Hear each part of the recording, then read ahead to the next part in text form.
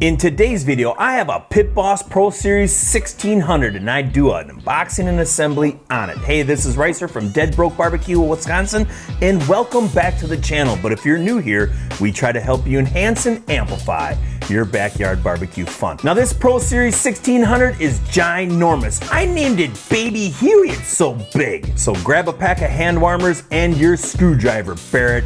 We're gonna amplify some backyard barbecue fun.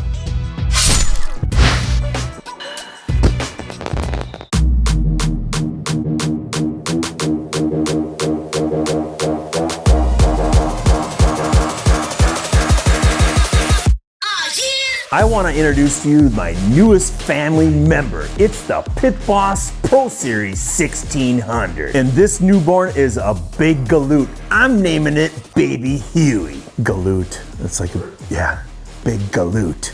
Yeah. Big galoot. I've heard it. People have said it before. And in full disclosure, Pit Boss sent me the 1600 to do a complete and honest review using it. So what am I waiting for? Let's start this unboxing. Grab our trusty razor blade and let's cut off these straps. Gotta make sure we get this last one. First thing I notice is that the box comes in two parts. You just gotta cut off the straps and then just start picking up the box. But I'm gonna get my good buddy Jake to help me out so we can pull it up evenly. See, what are friends for? Because we got rafters, we gotta try to deal with getting it down. But look at this, voila! One piece, the kids can use it for a toboggan. And the first thing that we got right on top of the box is our owner's manual and a wheel. It's Polly. Okay, Jensen, just set this on. Where is he? Get out of that box. If you have a friend over, make sure he's strong like Jake because look it. Extra muscles always makes a difference. And I forgot to have you make your bets, but obviously I opened it up on the backside again. When is my luck gonna change and I actually take the box off and it's facing the camera? Good thing that I have this on my fancy stainless cart. I can just spin it right around. And there we go. That's the side that we're gonna wanna open it up on. Now also on top, we've got our chimney cap and a grease pail with a liner. We also have our chimney and a chimney gasket. Make sure you don't throw this away. This isn't packaging. The gasket goes in between the chimney and the cooker itself. And finally on top, we've got our last poly wheel and two casters. And these are the kind that I like because they just screw in. We don't have to bolt them on or anything.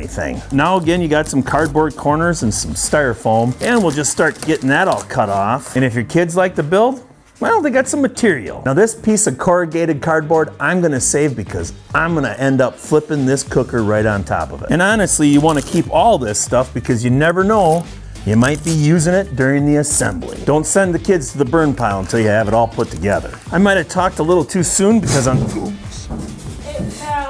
you're screwing around. Now I actually talked a little too soon because on the back side is where our shelf is. So just be careful when you start taking off the styrofoam. And another great piece of corrugated cardboard. Just break that piece right off. We'll do the same thing on this side. Yeah, that one just came right off. And we can just start taking off this little plastic covering. And right underneath the pit, you have your top shelf. And it even says Pro Series. Now open up the lid and there's more goodies inside. And this lid is like double hinged. It opens up really smooth. Kids can use these for skateboard ramps. Now in this top box, you're gonna have your 4 legs. We got our lid handle and our flame broil lever or lever. We got 2 probes and our rack hanger. It even says it right on it. I kind of wish they'd label all the parts that way. Now we have 2 brackets and they're meant for our top shelf and our hardware. Now here is a griddle. This thing has got some serious weight to it, and it's even got a drip edge. We have our top rack and our middle rack. Now inside they have this nice little poster that was on one of the racks. You're gonna wanna keep this because this tells you all the different parts and components about this cooker. Or for you people in Canada, a boot. We have our heavy duty side shelf, and it is heavy duty. And how do I know it's a side shelf? Well, it says right there. We have our 4 diamond cooking grids. We have our flame broiler, and this is a 2-piece set. You have your slider and your main plate. And last but not least, we have our diffuser plate. That wraps up the unboxing. Now it's time to go find a Phillips screwdriver. Finally, let's get into the assembly part. Grab that corrugated cardboard and put it right on the ground. Now, if you're like my friend Darren from Ash Kickin' Barbecue, he did the whole assembly by himself. So wrestling with that 1600, I'm sure wasn't the easiest task. But me, I got Jake to help. So we'll close up the lid again and get Jake in here. See, I got the easy end, I get the handle part. I'm just dumb. Ready? There we go. Yeah. Pick it up. He's gonna go down with his good knees, and then we just pick her straight up, just like that.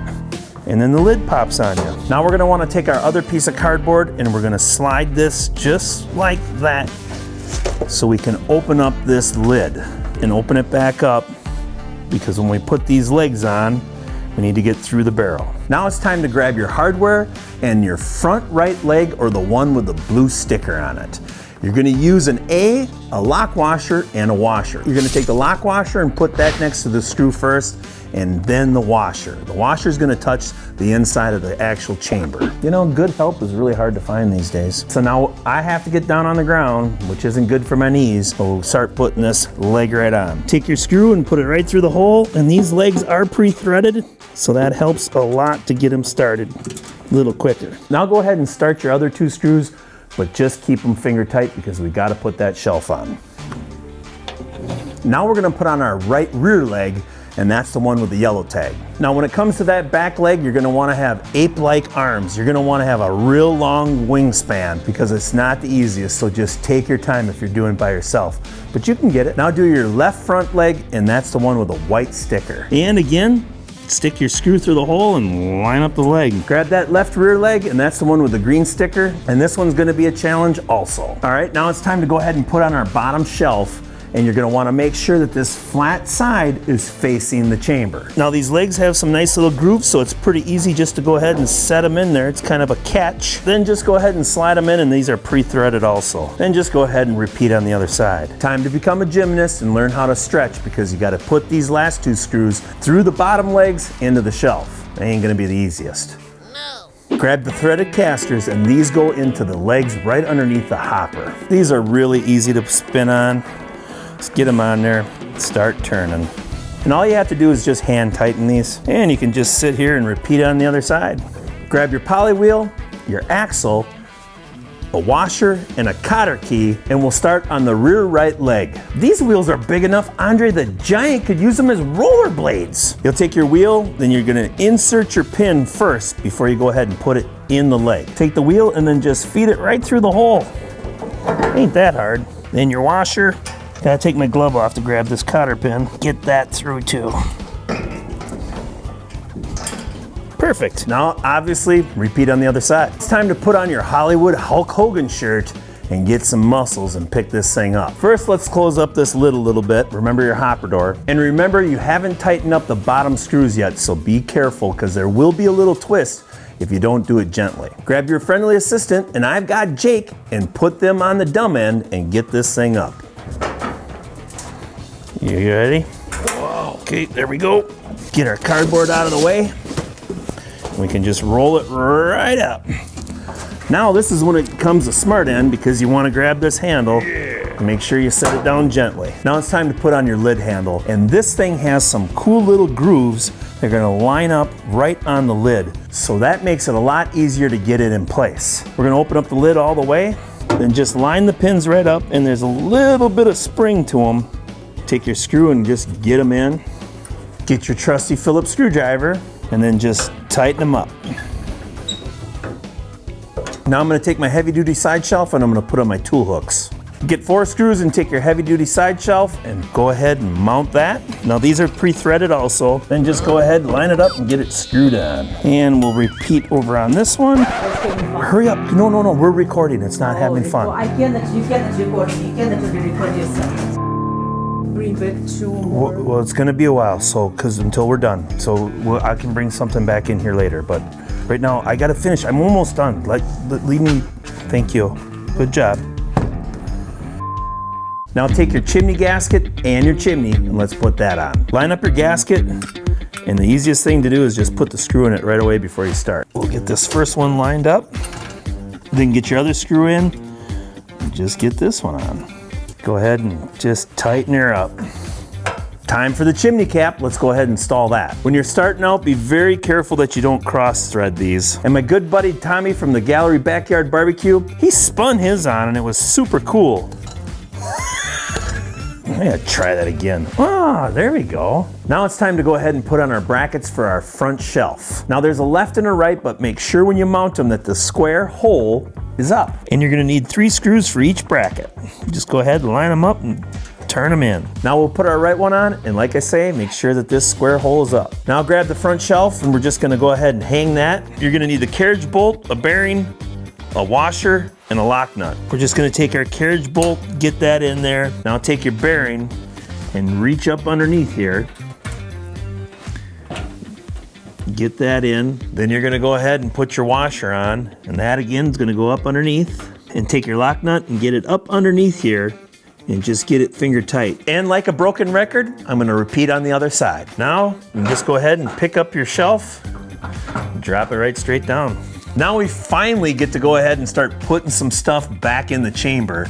This is your heat diffuser. Make sure that these 2 little holes are on your left-hand side because that's where your hopper is coming through. And just start sliding it in, and your lineup pegs are gonna be where you hook them on. Once you get those screws through there, that's it. Let's take the flame broil and put that in, and make sure you have your slider with this hook facing the left. Now the best way to put this in is always to put your hands right like this, slide it in. Now to show you what you're gonna hang the flame broil on is this bracket right here. There's 2 little creases on it. Grab it, get it lined up like that. That's it. And this isn't crooked, this is the way it's supposed to be because you want that grease to run right towards the drain. Next step is to add your flame broil lever, but you gotta take the handle off. You know, sit and spin. Now that you have the handle end off and you have this nice little grommet, just go ahead and put the handle through there. Might as well put on the handle. Then flip up this catch, and that hooks on, and there you go. Wow. Oh, this camera just went off. I'm just putting in 2 of the diamond cooking grids, one on the right-hand side, and you'll see these little raised areas, that goes on the bottom. Get the last one in, take the griddle, or AKA Baby Huey's dinner plate, and we'll set that right here in the center. And when you're not using the griddle, you'll have 2 more of those diamond cooking grids. Take the middle shelf, and this works a lot like a kitchen stove. Keep it on an angle, get it through that knob, just slides back, falls right into place. And the top shelf works the same exact way. Now you can't have a pellet grill without a grease pail, that's for sure. And it's got a little hook right here, and it hangs right above that grease spout. Now that's it for inside the cooking chamber, but let's take a little gander at it first. Now this is 1,600 square inches of cooking space. This is huge. I'm really excited about having the 3 shelves. I always say build it up and not out. And I'm really excited that they have a griddle that's built for this exact cooker. Look at it, it's perfect. And being that I'm from Wisconsin, this double-walled upper part of the chamber is incredible, and it's also insulated. Now I'm gonna close up the lid, but no, I'm not going to set a timer. I'm actually just gonna finish up that last part of the assembly. Just spin it around, and I'm gonna show you on the back side, which I think is a really cool option. They've added a rack hanger. And if you're like me, you don't always use all your grates or your racks. So they sit in a place in your garage or they're hung on the wall. This way, they're close if you need them. Just gotta take the screws off the back here, take the rack hanger and your 2 screws, get them turned in, take your screwdriver and tighten them up, and take your rack, and it hangs right from here. Nice and out of the way. So my first impression of the Pit Boss Pro Series 1600 is very positive. So the next time you see me, I'm gonna be doing the burn off and giving you a good, thorough review on Baby Huey. I kinda like that nickname. Let me know in the comments below what you think. And a big, huge thank you to Pit Boss for sending me this cooker. We're gonna get rolling, even if it's cold. But remember, it's double-walled insulated. It can handle the cold. Come on, Jake, are you serious? You don't want me to fire this thing up? Let's do some chicken tonight. I mean, geez, it's 2 degrees. Once we turn this thing on, it'll feel like we're having a heat wave. Now, if you're so excited and you can't wait for me to do the burn off, check the card above and that's gonna run you right over to Darren at Ash Kickin' Barbecue, and he's got his up and running already. But if you like this video, give it a thumbs up and become a subscriber. Turn on that notification bell because you don't wanna miss my next video. Because obviously, the next one that I post, it's gonna be the burn off. But I appreciate you watching and I'll see you in the next video.